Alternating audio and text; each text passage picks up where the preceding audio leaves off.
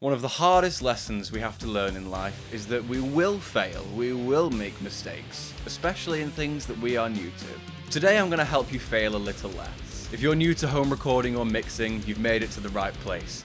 These are the 5 things I wish I'd known about home recording and mixing as a beginner. Number 1 is the absolute basics. You must have a good audio interface. And when picking your first interface, you've got to pick well, because chances are you're going to be sticking with that for a really, really long time. I remember in my early days, I just thought I could get by using just my computer's audio, and there's so many reasons why you can't do that.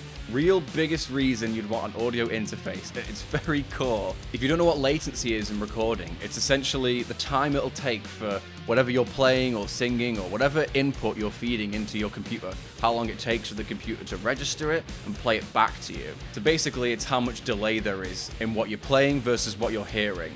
And if you're trying to use your computer's built-in audio for that, you're going to play a note and it won't be till 5 seconds later that you actually hear that note. And it's just impossible to record like that. You've got to get a good audio interface. Now, I'm using a Scarlett interface.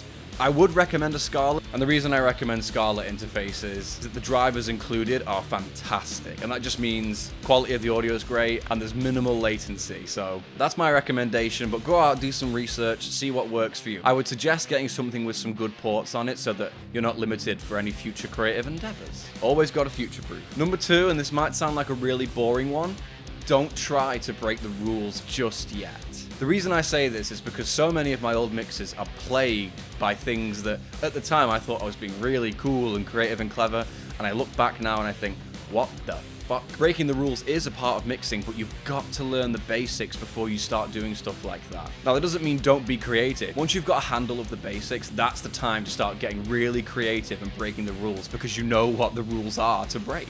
My best advice for your earlier mixes is try and keep them simple. They're probably not going to be great, but they're going to be worse if you start doing some really stupid stuff. Keep your early mixes simple. They don't need to be crazy, they just need to get you to grips with the basics. Now, number 3 is one I stand by wholeheartedly. It's kind of the whole reason I made this channel. You don't need expensive gear to start this. Let's look at the basics of what you'll need. A computer. You probably have one of those already. Most computers can handle DAWs. I think you could even do it on a phone now. There's probably a way to do it on a freaking Game Boy or something. It's easy to get to grips with that side. You do need a DAW. These can be pretty expensive. However, most DAWs have a great trial system. I know Ableton had a very long free trial. I'm not sure they still do that, but there's definitely a free trial, at least in Ableton. That's a great one to start with. There's not a huge learning curve for Ableton, but you will need a DAW. Download as many free trials as you can, see what sticks. Obviously, you'll need your interface. We've spoken about that. Scarletts aren't too expensive. And the thing is, even if they may seem pricey for your budget, you will get years and years and years of use out of them. There's a reason they've become so mainstream. And then, of course, at the bare minimum, you will need a microphone, a stand, and a pop filter.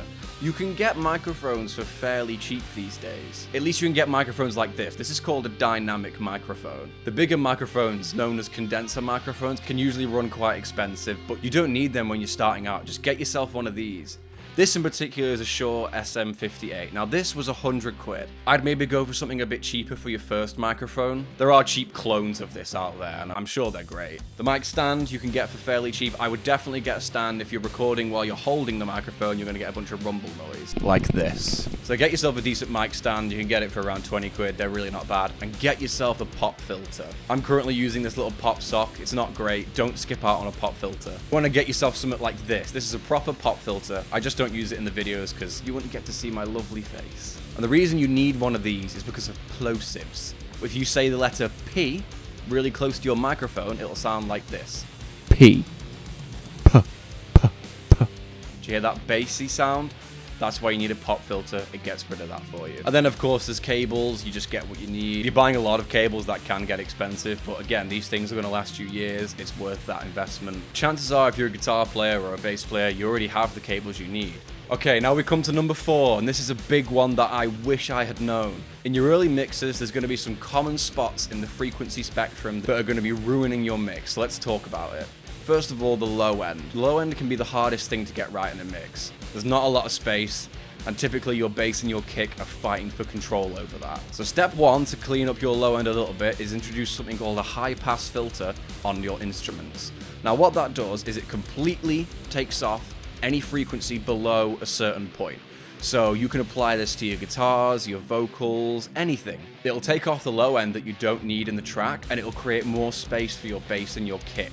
It also helps those instruments cut through a bit better, because instead of the headroom being taken up by a bunch of low, rumbly bass that you don't need, all you get is the good stuff in the middle and the high and wherever. Where else is a problem?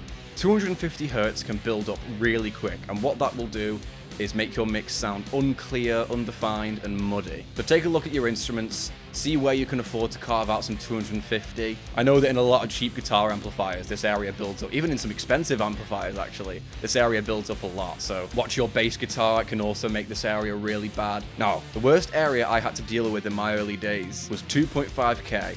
This area, when there's too much, will make your ears hurt. It physically hurts to listen to a song with too much noise at 2.5. It's something you can shave off of so many tracks. Just carve out a little space there. You'll notice you can listen to your track at higher volumes without it hurting your ears. This will save so many of your mixes, trust me on this. We've arrived at the final tip I have for you, and this is the most crucial one that I really just couldn't grasp when I was starting out. Get it right at the source. What does that mean? It means that if you're mixing and you have to apply some really crazy, stupid EQ and compression and nothing seems to sound right and you keep tweaking all these things, chances are you need to re-record. When recording, you should never think, oh, that doesn't sound right, but I'll sort it out in the mix. You have to get it as correct as possible during the recording phase. It'll make your mix so much better, and even the best mix cannot save a bad recording. So take the time to learn how to best record that instrument or your vocals or whatever you're doing, how to get it as good as it can be at the source. And you'll find that the mix comes together so much easier and so much quicker. So take your time when you're recording. Really think about what you're doing, where you want this to sit, what you want it to do. If you get things wrong at recording, your mix will either be tedious and painful or just borderline impossible. I used to spend many hours mixing very simple songs, and the reason was I wasn't getting things right at the source. Things didn't sound how I wanted them to, and I thought, I'll just save it in the mix, but you can't do that. Things have got to sound right in that very beginning stage. So repeat after me. I will get it right at the source. But that is going to wrap it up for this video. I really hope you enjoyed. I hope these tips will make your early mixes a little less cringeworthy in a couple years when you finally get good. So yeah, thank you so much for watching. I really hope you enjoyed, and I hope to see you in the next video. Goodbye.